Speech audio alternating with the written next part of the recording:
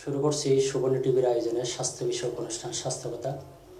আজকের আলোচনার বিষয়বস্তু নির্ধারণ করেছি মহিলাদের স্তনে নানান রোগ ও তার চিকিৎসা। এই বিষয়ে আলোচনা করার জন্য স্টুডিও উপস্থিত আছেন নোয়াখালী আব্দুল মালিক উকিল মেডিকেল কলেজের সার্জারি বিভাগের সহকারী অধ্যাপক ডাক্তার নুসরাত শহীদ। ম্যাডাম, আজকের পর্বে আপনাকে স্বাগতম। আপনার কাছে জানতে চাই মহিলাদের স্তনে কী কী রোগ হতে পারে। আপনাকে ধন্যবাদ আরিফ সাহেব এবং সুবর্ণ টিভিকে ধন্যবাদ জানাচ্ছি আমাকে আমন্ত্রণ জানানোর জন্য। স্তন হচ্ছে এক ধরনের গ্রন্থি যা দুধ উৎপাদন করে। এই দুগ্ধ আপনার মনুষ্য সন্তানের প্রথম আহার। এটি ছাড়া একটি শিশু বাঁচতে পারে না। স্তন এমন একটি অঙ্গ যেটা একজন নারীকে সম্পূর্ণতা দেয়। তো বিভিন্ন অঙ্গ প্রত্যঙ্গের রোগের সাথে সাথে স্তনেরও বিভিন্ন রকমের সমস্যাতে আমাদের মহিলারা ভুগে থাকেন।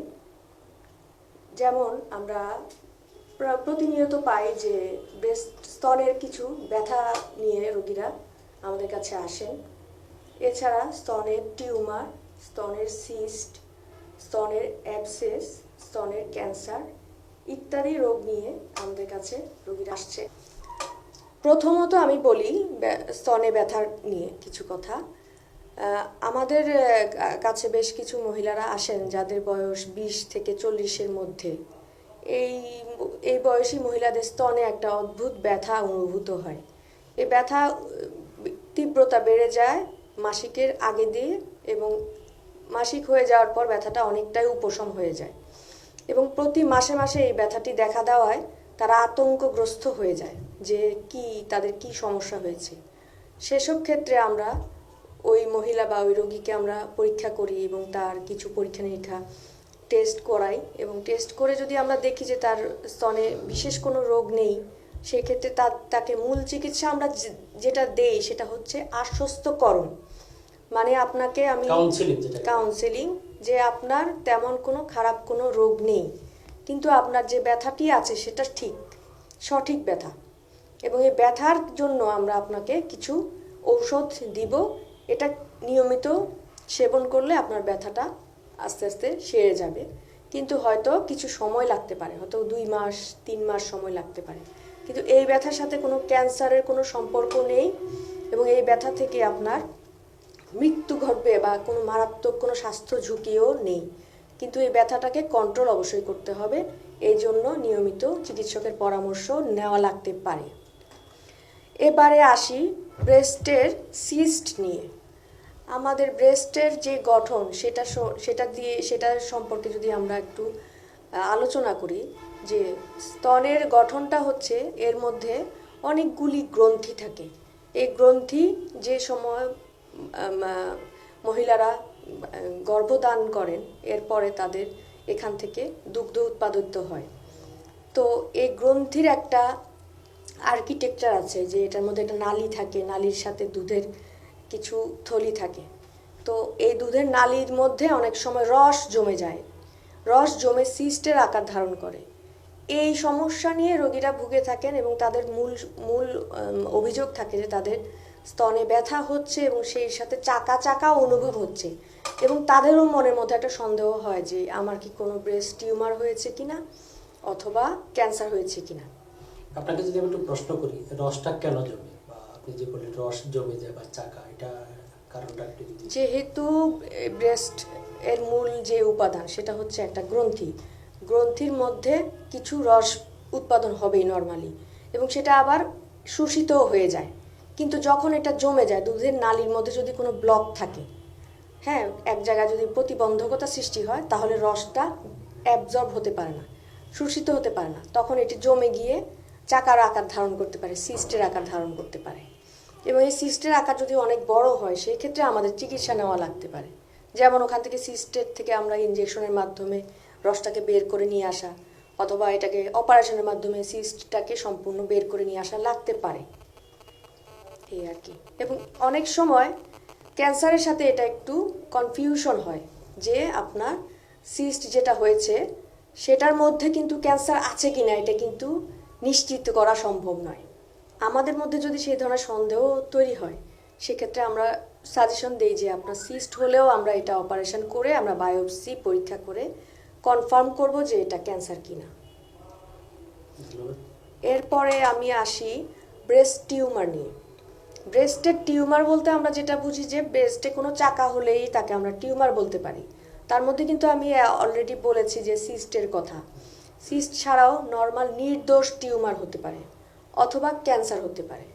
এখন নির্দোষ টিউমার কোনটা আর ক্যান্সার কোনটা এটা আসলে ডাক্তারই ভালো বলতে পারেন, কিন্তু নির্দোষ টিউমার সাধারণত অল্প বয়সী মেয়েদের, টিনেজার মেয়েদের ক্ষেত্রে হয় মার্বেলের মতো ছোট ছোট চাকা, এবং সেটা ব্রেস্টের মধ্যে নড়াচড়া করে, এক জায়গায় ফিক্সড হয় না।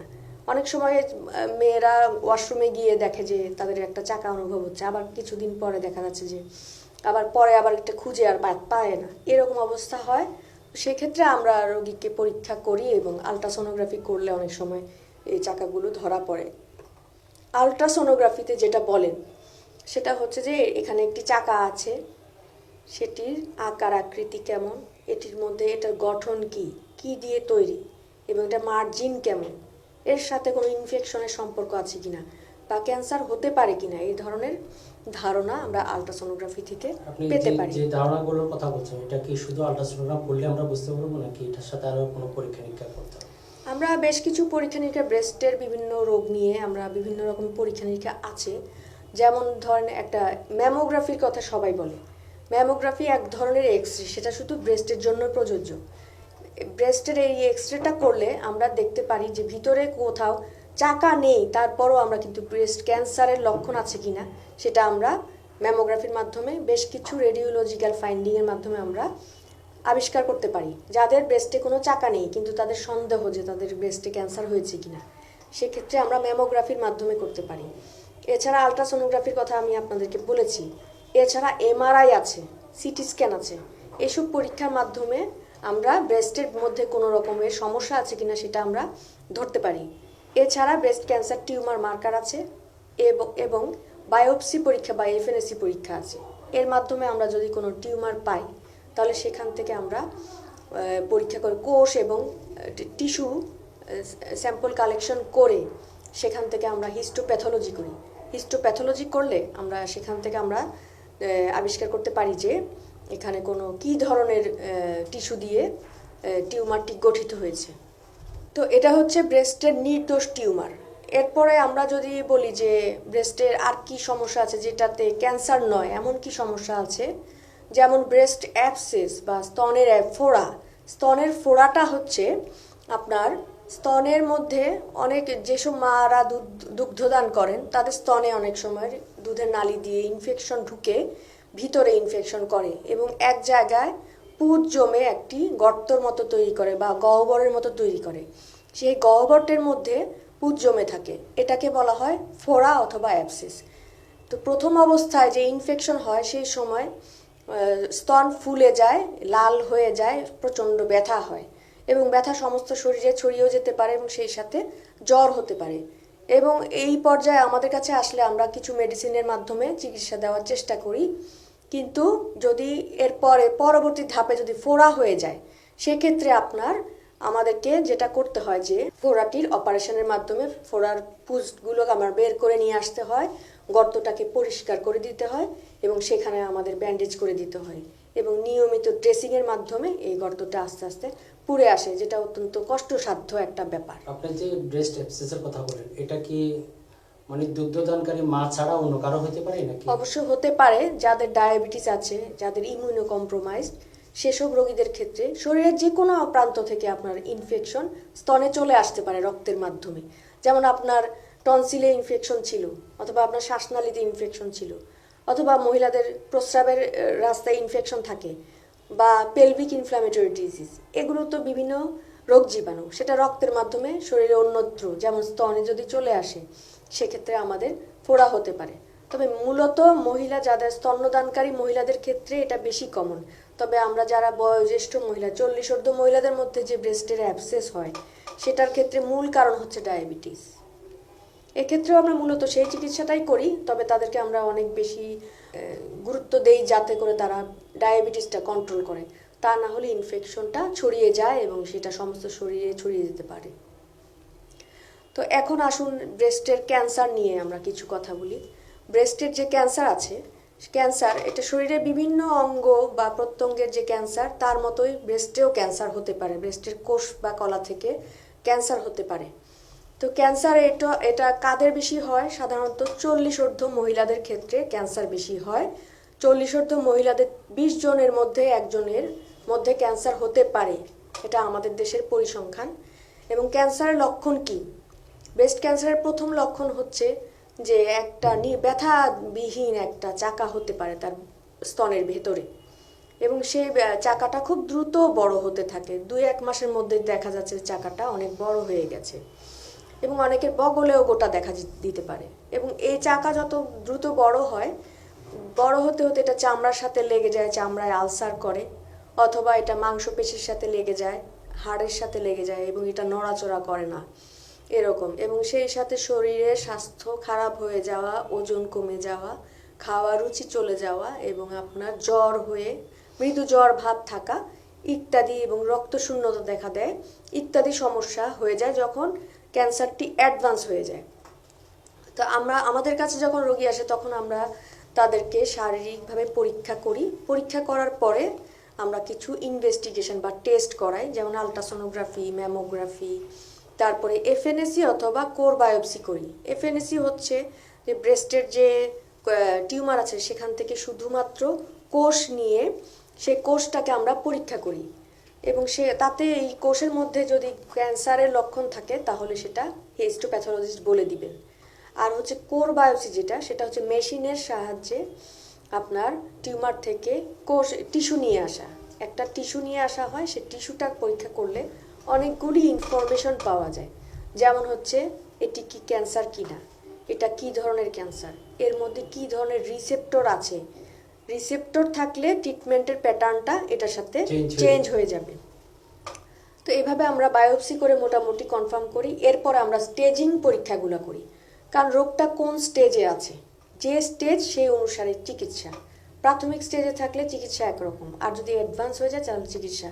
সেই ক্ষেত্রে আমরা অল বডি সিটি স্ক্যান করাই, এবং আরও বিভিন্ন পরীক্ষা নিরীক্ষা করে আমরা liver function test, kidney function test করে জেনারেল ফিটনেস করি। এরপরে আমরা রোগীদেরকে আমরা কাউন্সেলিং করি যে কিভাবে চিকিৎসা দেওয়া সম্ভব। ব্রেস্ট ক্যান্সারের যে বিভিন্ন রকম চিকিৎসা পদ্ধতি আছে তার মধ্যে হচ্ছে surgery, chemotherapy, hormone therapy, immunotherapy এবং রেডিওথেরাপি। এর মধ্যে সার্জারিটা হচ্ছে যদি আপনার প্রাথমিক পর্যায়ে রোগী আসে সেক্ষেত্রে আমরা টিউমারের অপারেশন করি, অথবা যদি একটু অ্যাডভান্স হয়ে যায় সেক্ষেত্রে আমরা সম্পূর্ণ ব্রেস্ট কেটে ফেলে আমরা অপারেশন করি।